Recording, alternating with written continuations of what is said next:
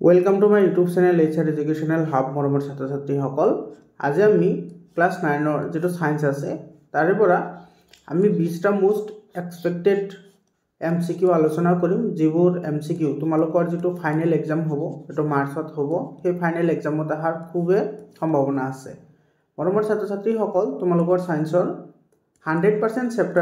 Chapter wise MCQ দিয়া আছে আৰু গোটেইকেইটা এমসিকিউ তোমাৰ নিউ প্যাটাৰ্নৰ এমসিকিউ হয়।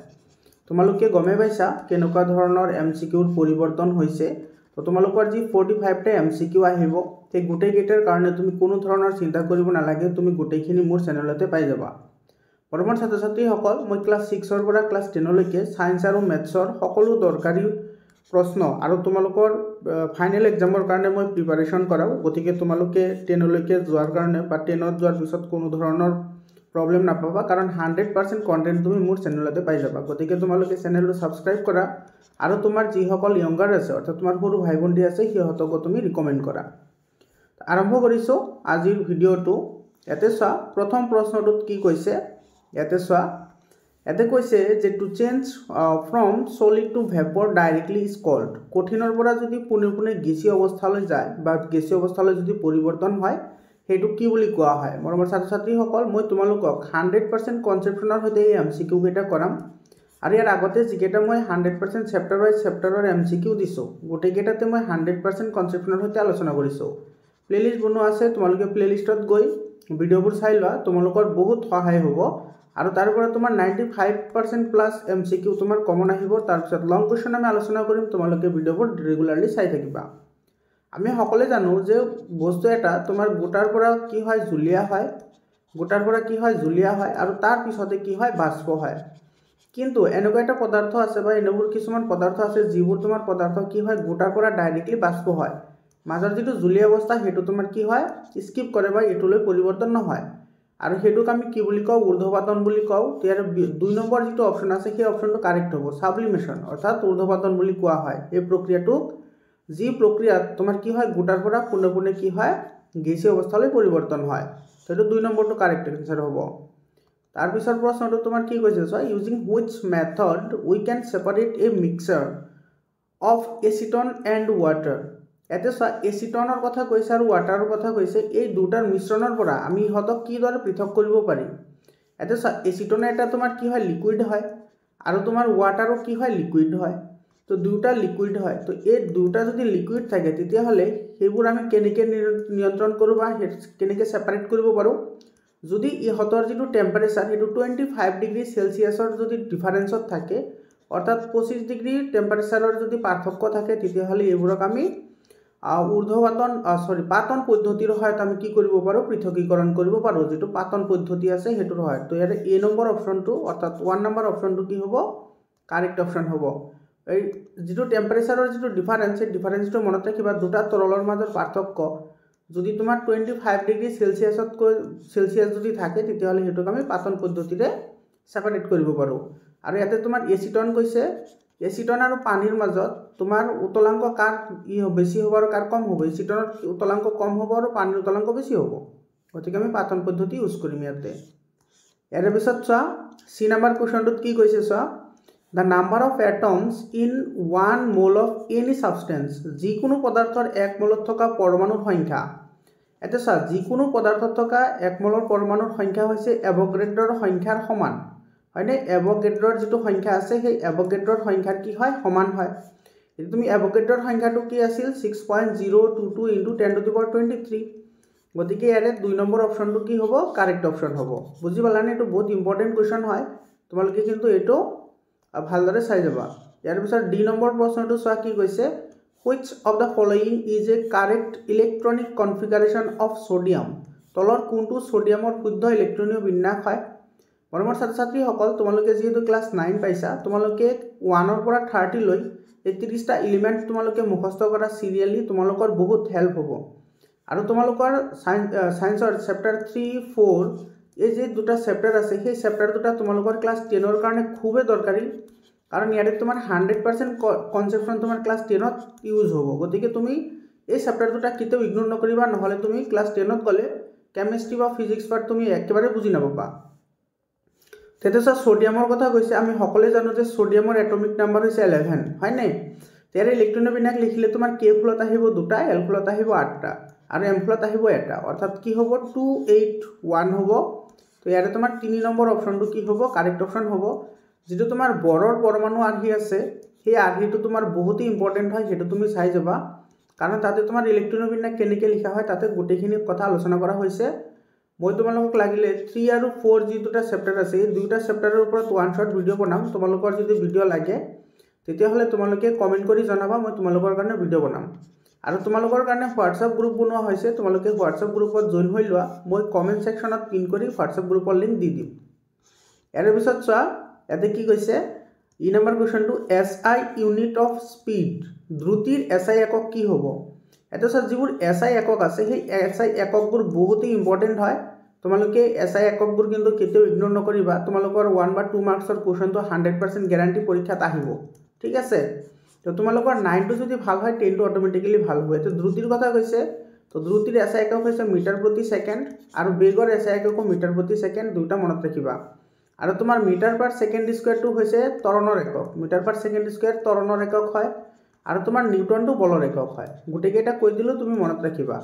আৰু এটা মনত ৰাখিবা তোমাৰ যেটো চাপৰ SI একক হৈছে কি পাস্কেল চাপৰ SI একক পাস্কেল হয় এটো মনত ৰাখিবা ইয়াৰ পিছত চোৱা F নম্বৰ কোৱেশ্চনটো বহুত ইম্পৰ্টেন্ট কোৱেশ্চন হয় the flexibility in plants is due to which tissue উদ্ভিদৰ স্থিতিস্থাপকতা গুণটো কি কলাৰ বাবে হয় মৰমৰ ছাত্ৰ-ছাত্ৰী সকল এতি স্থিতিস্থাপকতা মানে কি তোমালোকে দেখাই পাইছা যিবোৰ আমাৰ বাগছ আছে তাৰ পিছত তোমাৰ তামুল গছ আছে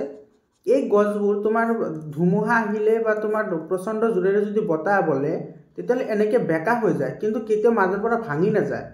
তো এই যেটো উদ্ভিদৰ যেটো গুণ এই গুণটো এটা বিশেষ কলাৰ কাৰণে হয় যেটো কলা তোমাৰ সকলো উদ্ভিদতে থাকে কিন্তু তোমাৰ এই গছবোৰত তোমাৰ বেছি পৰিমাণে পোৱা যায় সেই কাৰণে তোমাৰ হেতু কি হয় ভাঙি না যায় বেকা হয় আৰু হেতু কাৰ কাৰণে হয় হেতু হয় তোমাৰ কলেনকাইমা কলাৰ কাৰণে এটো 2 নম্বৰ অপচনটো কি হ'ব কাৰেক্ট অপচন হ'ব আৰু এটা কথা মনত ৰাখিবা যেটো তোমাৰ স্ক্লেৰেনকাইমা কলা আছে স্ক্লেৰেনকাইমা এটো তোমাৰ নাৰিকলৰ বাকলি গঠন কৰে কি গঠন কৰে নাৰিকলৰ বাকলি আৰু এই নাৰিকলৰ বাকলিত তোমাৰ লিগনিন নামৰ এবিধ আঠা থাকে মনত ৰাখিবা এইবোৰ কথা বহুতেই ইম্পৰ্টেন্ট হয় লিগনিন নামৰ এটা আঠা জাতীয় পদাৰ্থ থাকে যাৰ কাৰণে নাৰিকলৰ বাকলিৰ যিবোৰ খুল থাকে সেইবোৰ তোমাৰ ষ্টাক হৈ থাকে অৰ্থাৎ লাগি থাকে ঠিক আছে এটো মনত ৰাখিবা আৰু যেটো এৰেনকাইমা আছে সেই এৰেনকাইমা কলাক অসমীয়াত বায়ু কলা বুলিও কয় যাৰ কাৰণে তোমাৰ যিবোৰ জলজ তোমাৰ উদ্ভিদ আছে সেই উদ্ভিদবোৰ পানীত উপঙি থকাত সহায় কৰে যেনেকুৱা মেটেকা তোমাৰ মেটেকাৰ যিবোৰ তোমাৰ খুল থাকে বা যিবোৰ তোমাৰ ঠাল থাকে বা ডাল থাকে সেইবোৰত তোমাৰ এৰেনকাইমা কলাৰ দ্বাৰা গঠিত আৰু এৰেনকাইমা কলাৰ যেটো মধ্যৱৰ্তী স্থান হেতু বহুত বেছি হয় আৰু তাৰ ভিতৰত তোমাৰ বায়ু সোমাই থাকে আৰু বায়ু সোমাই থকাৰ ফলত সোমাই থকাৰ বাবে তোমাৰ হেতু কি কৰিব পাৰে পানীত উপঙি থাকিব পাৰে মৰমৰ ছাত্ৰ-ছাত্ৰী সকল তোমালোকৰ কিতাপত যিবোৰ স্থায়ী কলা আছে আৰু অস্থায়ী কলা আছে গোটেইকেইটা কলাৰ বৈশিষ্ট্য কিন্তু তুমি মনত ৰাখিব লাগিব বৈশিষ্ট্যৰ ওপৰতো প্ৰশ্ন আহিব ঠিক আছে তেৰে আমাৰ এই প্ৰশ্নটোৰ কাৰণে আমাৰ শুদ্ধ উত্তৰ হ'ব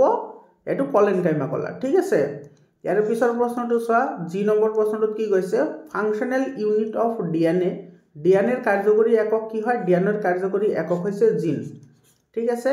আৰু জিনত তোমাৰ কি থাকে বংশগতি যিবোৰ চৰিত্ৰ থাকে সেই চৰিত্ৰবোৰ ইয়াতে সঞ্চিত হৈ থাকে বংশগতিৰ চৰিত্ৰ মনত ৰাখিবা ইয়াৰ পিছৰ প্ৰশ্নটো চোৱা ইয়াৰ পিছৰ প্ৰশ্নটো কি কৈছে এটো চোৱা বহুত ইম্পৰ্টেন্ট কোৱেশ্চন হয় মেজাৰ অফ ইনাৰ্শিয়া জড়তাৰ মাপ কি জড়তাৰ মাপ হৈছে ভৰ জড়তাৰ মাপ কি ভৰ অৰ্থাৎ তুমি এটা বস্তুৰ যদি ভৰ বাঢ়ে তেতিয়া হলে জড়তা বাঢ়িব আৰু জড়তা বাঢ়িলে ভৰ বাঢ়িব হয় নে তাৰ মানে তোমাৰ জড়তাটো ডাইৰেক্টলি কাৰ ওপৰত ডিপেন্ডেবল হয় ভৰৰ ওপৰত ডিপেন্ডেবল হয় সেই কাৰণে তোমাৰ জড়তা আমি ভৰ বুলিও ক'ব পাৰো ইয়াৰ পিছৰ প্ৰশ্নটো চোৱা ইয়াৰ পিছৰ প্ৰশ্নটো কৈছে তোমাৰ an abiotic component of the biosphere is জীৱমণ্ডলৰ এটা অজৈবিক উপাদান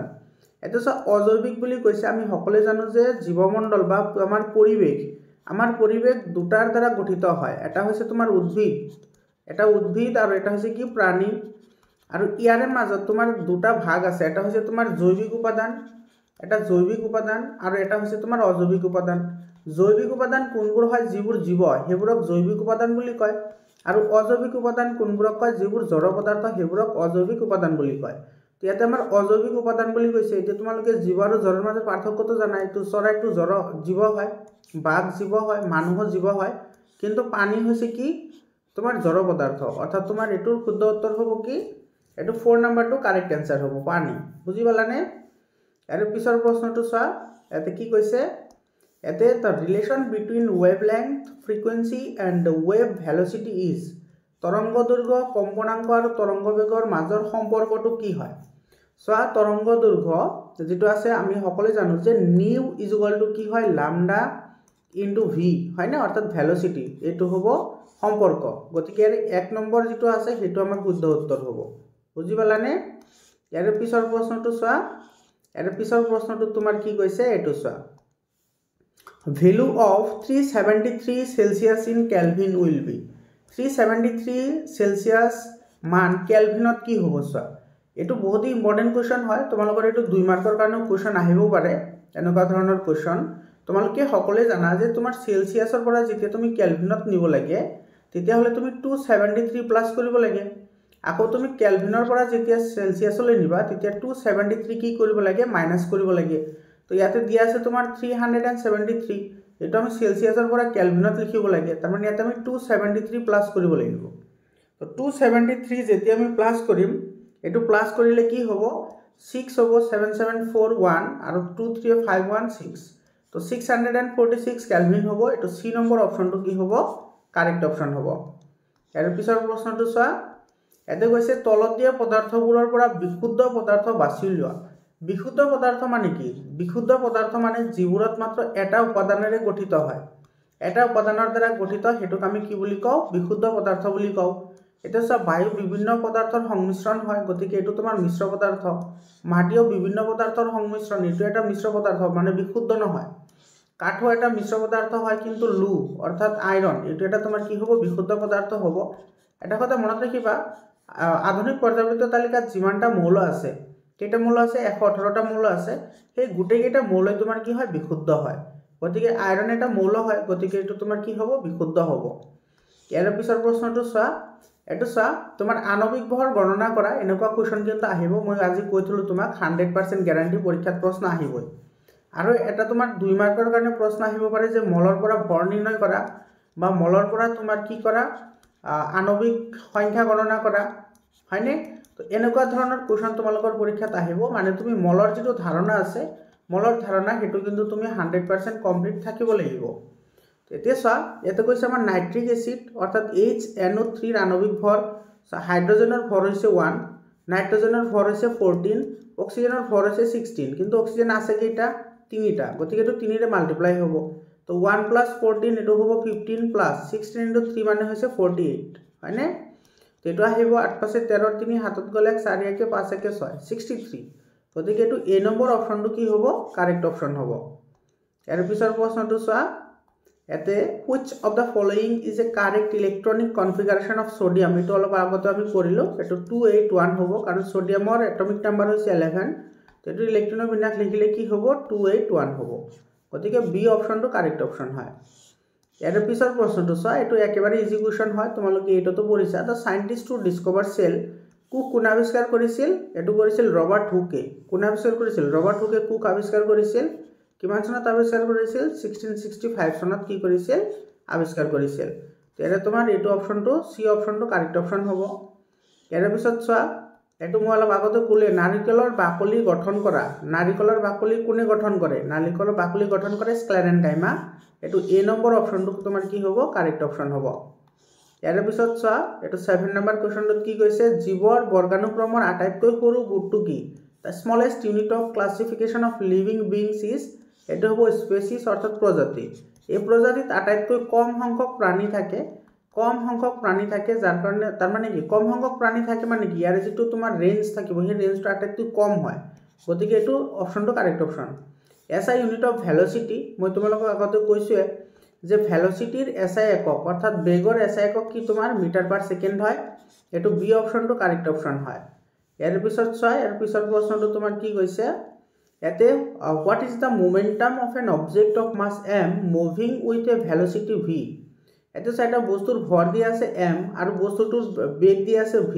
তেতিয়া হলে সেই বস্তুটোৰ কি বুলি কৈছে ভৰবেগ কি হ'ব আমি সকলোৱে জানো ভৰবেগ হৈছে বস্তু এটাৰ ভৰ আৰু তাৰ বেগৰ পূৰণফলৰ সমানুপাতিক অৰ্থাৎ p = mv এইটো p = mv হ'ব এইটো ডি অপচনটো কি হ'ব কাৰেক্ট অপচন হ'ব ইয়াৰ পিছৰ প্ৰশ্নটো চোৱা এইটো প্ৰশ্ন কি কৈছে চোৱা cause of acid rain acid বৰষুণৰ কাৰণ কি এসিড বৰষুণৰ কাৰণ হৈছে তোমাৰ বায়ু প্ৰদূষণ এইটো এ নম্বৰ অপচনটো কাৰেক্ট অপচন হয় আৰু মনত ৰাখিবা এসিড বৰষুণৰ কাৰণে তোমাৰ বিভিন্ন ধৰণৰ নাইট্ৰজেন জাতীয় অক্সাইড তাৰ পিছত তোমাৰ সালফাৰ জাতীয় অক্সাইড এইবোৰে তোমাৰ কি কৰে মুখ্য ভূমিকা পালন কৰে যিবোৰ তোমাৰ জীৱাশ্মজাত ইন্ধনৰ দহনৰ ফলত কি হয় উৎপন্ন হয় এইকাৰণে আমি জীৱাশ্মজাত ইন্ধন বেছি হলে আমাৰ ইউজ বেছি হলে আমাৰ কি হ'ব এসিড বৰষুণ বেছি হোৱা দেখা যাব তেনে এ নম্বৰ অপচনটো কাৰেক্ট অপচন হয় মৰমৰ ছাত্ৰ-ছাত্ৰীসকল এইকেইটাই আছিল আমাৰ প্ৰশ্ন এতে চা কেইটামান 1 মাৰ্কৰ কোৱেশ্চন আছে এইকেইটা আমি চাও গাড়ীৰ অডোমিটাৰে কি জুখে গাড়ীৰ অডোমিটাৰে গাড়ীখনে অতিক্ৰম কৰা মুঠ দূৰত্ব জুখে এভোগাড্ৰৰ সংখ্যাটো আমি এইমাত্ৰ পাই আহিলো 6.022 × 10⁻23 অৰ্থাৎ 1 মোল অণুৰ সংখ্যা হয়নে এটো কোষৰ আভ্যন্তৰীণত কোত প্ৰোটিন সংশ্লেষণ হয় সো প্ৰোটিন সংশ্লেষণৰ কথা কৈছে তো এটো হ'ব তোমাৰ মিহি অন্তঃপ্ৰৰক্ষীয় জালিকা মিহি অন্তঃপ্ৰৰক্ষীয় জালিকা আমাৰ দুটা জালিকা আছে এটা হৈছে খহটা অন্তঃপ্ৰৰক্ষীয় জালিকা এটা হৈছে মিহি অন্তঃপ্ৰৰক্ষীয় জালিকা তো মিহি অন্তঃপ্ৰৰক্ষীয় জালিকা তোমাৰ প্ৰোটিন সংশ্লেষণ হয় আৰু খহটা অন্তঃপ্ৰৰক্ষীয় জালিকা তোমাৰ ৰাইবোজম উৎপন্ন হয় ইয়াৰ পিছত চা 5 নম্বৰ কোৱেশ্চনটো যেতে আছে অগ্ৰস্থ ভাজক কলপ ক'ত পোৱা যায় এটা আমি নামৰ ৰহতে ক'ব পাৰি অগ্ৰস্থ মানে কি একেবাৰে আগভাগত থকা অগ্ৰস্থ মানে একেবাৰে আগভাগত থকা অৰ্থাৎ উদ্ভিদৰ একেবাৰে আগভাগত পোৱা যায় নাইবা হিপাৰ একেবাৰে আগমূৰত পোৱা যায় মাটিৰ ক্ষয়ভৱন কাক বুলি সব বিভিন্ন কাৰণৰ ফলত তোমাৰ মাটি যদি স্থানান্তৰ হয় অৰ্থাৎ এটা স্থানৰ পৰা আন এটা স্থানলৈ যায় তেতিয়া হলে তাক মাটিৰ ক্ষয়ভৱন বুলি কোৱা হয় মৰমৰ ছাত্ৰ-ছাত্ৰীসকল তোমালোকৰ ভিডিওটো কেনেকুৱা লাগিল তোমালোকে কমেন্ট কৰি জনোৱা আৰু তোমালোকৰ কোনোটো চেপ্টাৰত যদি প্ৰবলেম থাকে তেতিয়া হলে তোমালোকে কমেন্ট সেকশনত জনোৱা তোমালোকৰ সেই প্ৰবলেমখিনি মই সলিউশন কৰাৰ কাৰণে ট্ৰাই কৰিম আৰু তোমালোকৰ হোৱাটসঅ্যাপ চেনেলত জয়েন হৈ যোৱা তোমালোকে প্ৰতিটো চেপ্টাৰৰে 100% চেপ্টাৰ ওয়াইজ এমসিকিউ পাবা তাৰ লগতে তুমি নোটছও পাই যাবা মৰমৰ ছাত্ৰ-ছাত্ৰীসকল চেনেলটো সাবস্ক্ৰাইব কৰা তোমাৰ বন্ধুবৰ্গৰ সৈতে শেয়াৰ কৰা আজিৰ কাৰণে এইখিনিয়ে আকৌ লগ পাম বেলেগ এটা ভিডিঅ'লৈ ধন্যবাদ